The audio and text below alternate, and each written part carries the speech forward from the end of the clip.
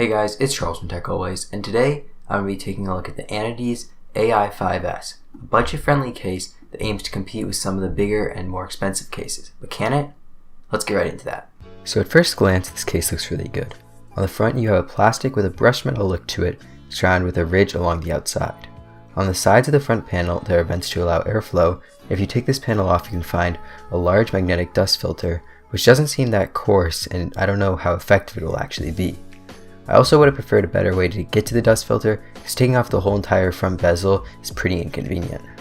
The right side of the case is completely bare, and on the left side is a fairly large window to show off all your parts. Surprisingly, this window actually passes the fingernail scratch test, unlike most other acrylic case windows. Moving around to the back of the case, you'll find your normal spot for motherboard I/O, surprisingly 8 expansion slots.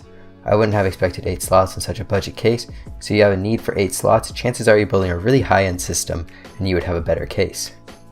Looking at the case, it seems a little low to the table. Flipping the case over, that becomes extremely apparent.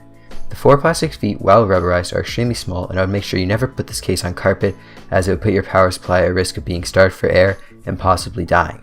Speaking of the power supply, it does have a dust filter, but it doesn't actually click into the rails, so if the case is tilted it could fall out. Also, because the case is so low, you can't just reach under and grab the filter. You have to tilt the entire case forwards to get the filter so it can be cleaned. Going to the top of the case, you'll find the front I/O, which going from left to right has a 3-speed fan controller, mic and headphone jacks, illuminated power button, reset button, 2 USB 3.0s, and 2 USB 2.0s.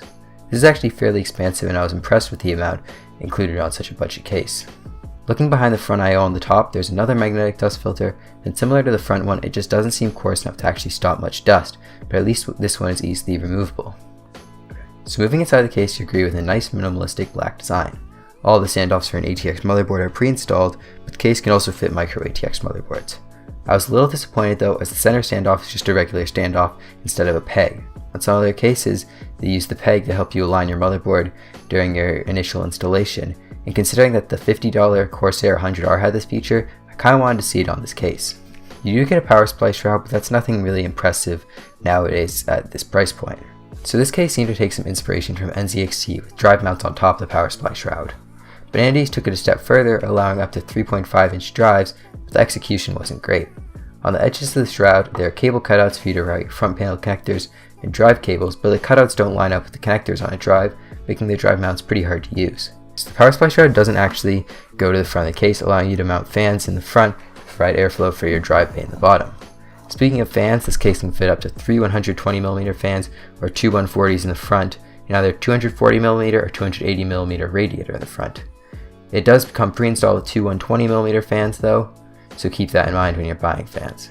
On the top you can fit either 2 120mm or 2 140s, and again either 240mm radiator or 280mm radiator. Finishing off the fan compatibility, you can fit a 120mm fan or radiator in the back. However, it does come pre-installed with a white LED fan. I was pretty impressed with the fan compatibility with this case, and even more impressed with the use of fan rails instead of fan holes. This allows you to customize the location of the fans more than regular holes and mount the fans exactly where you need them to help cool your system optimally, such as putting a fan in line with your CPU cooler or putting it above to help exhaust. So now let's get to cable management, and I really like some parts of this case for cable management, but other parts I just can't stand. So let's turn the case around and I'll take the back panel off. So at first it seems good. There's plenty of space behind the motherboard tray, along with plenty of cable tie-down points, and it also includes 3 Velcro straps to route your cables up and down through the case. On the back of the motherboard tray, you can find the rest of your drive bays, with 2 more of those useless 3.5-inch, 2.5-inch drive bays that you found on the power supply shroud. But this time, for 3.5-inch drives, they are actually impossible to use. While there's a lot of space for cables, there isn't enough space to fit an entire 3.5-inch drive behind the tray if you still want to put your side panel on. But these mounts are still fine for SSDs and laptop drives. If you wanted to use a 3.5-inch drive in this case, I would definitely stick to the 3 tubeless drive bays underneath the power supply shroud that actually work really well. But getting back to the cable management, while there is space behind the motherboard tray, there isn't really space to bring them up front to your actual motherboard. On the top there are cutouts that can barely fit an 8-pin EPS connector. I spent probably a couple minutes trying to rotate it around and shove it through before I actually made it through. While the top cutouts work fine for fans going to the 5-fan fan controller, which is sadly powered by Molex instead of SATA, the cutouts are just too small, and it wouldn't be too much to ask for grommets or larger holes on the case, especially at this price point. And again, Anidees took a page from NZXT's book and used a cable bar instead of a bunch of grommeted holes on the right side of the motherboard. But again, they also managed to mess it up. The hole on this bar is too small, you can barely squeeze your cables through. This might be fine if your motherboard has right angle connectors, but I don't have any motherboards with that, so I'm not quite sure. But if you have standard connectors, this is not a good system. So overall, this isn't a bad case. And it's actually pretty good in a few aspects. I just don't think it's worth its $80 price point when there are cases out there like the S340 and the Phanteks P400S, which are just better for around the same price. They just feel a little more refined than the Ai-05S. If I was given this case and I didn't know the price point, I would say it's worth about $60, and at that price, I'd say it's a pretty killer case. But again, it just doesn't feel as refined as something like the Phanteks P400 or the S340, which makes me not really want to recommend it to you guys.